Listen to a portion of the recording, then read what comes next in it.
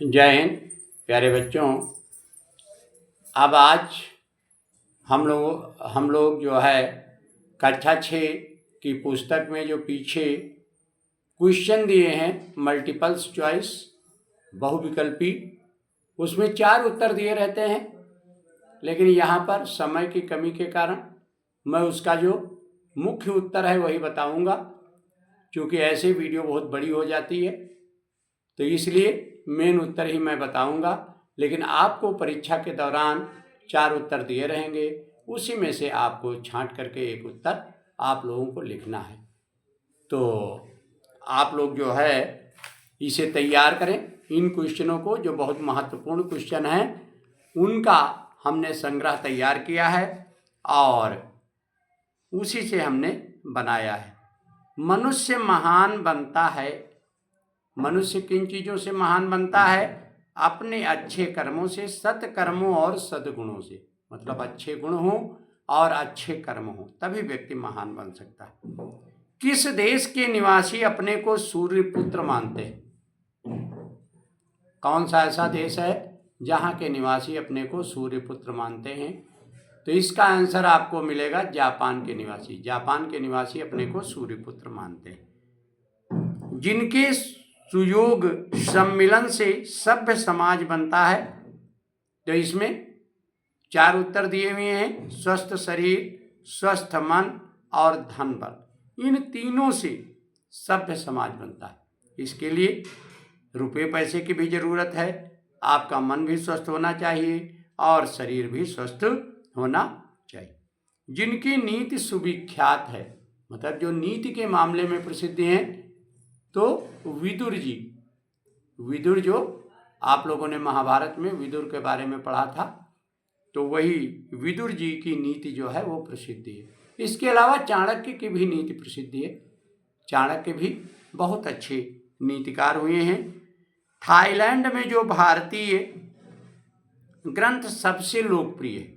Thailand एक ऐसा देश है कि जहाँ पर सबसे लोकप्रिय ग्रंथ जो है वो आपका रामचरितमानस है, जिसे आप लोग रामायण कहते हैं।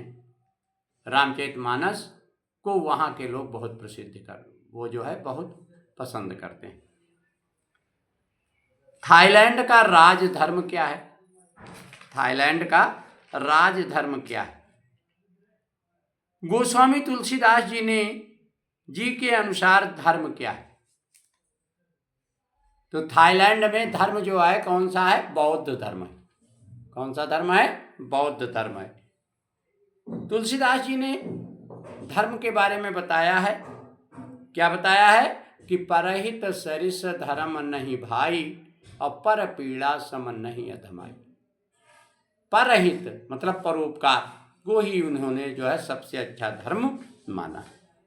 संस्कारों से हमें प्रेरणा मिलती है।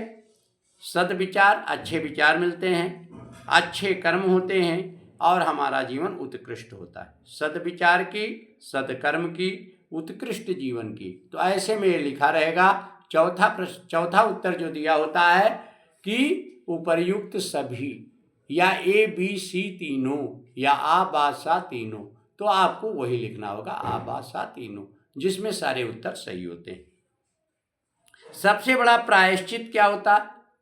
सबसे बड़ा प्रायश्चित का मतलब भूल। जब आपसे भूल हो जाती है तब आप पछतावा करते हैं, तो अपनी भूल को स्वीकार करना सबसे बड़ा प्रायश्चित होता है। मातृभूमि का कण कण है, क्या है? पवित्र भी है, शौर्यपूरित है, अवर्णनीय है। उसका वर्णन नहीं किया जा सकता है मातृभूमि का प्रत्येक कण। प्रज्ञा किसे कहते हैं? विवेकशीलता को। आपकी जो बुद्धि है उसे ही प्रज्ञा कहा जाता है। वह तथ्य जिनसे मनुष्य सबसे ऊंचा बनता है। अगर व्यक्ति महान बनने वाला है तो क्या क्या होना चाहिए उसके अंदर? विचार शक्ति होनी चाहिए, सौंदर्य प्रेम होना चाहिए और नैतिकता होनी चाहिए। तो इसमें भी उपरोक्त सभी, ये उत्तर जो है सही है। पारसी धर्म में जिन आचरणों पर सबसे अधिक बल दिया जाता है, तो पारसी धर्म में भी सत्य, प्रेम और करुणा पर बल दिया जाता है। सत्य, प्रेम और करुणा पर बल दिया जाता है।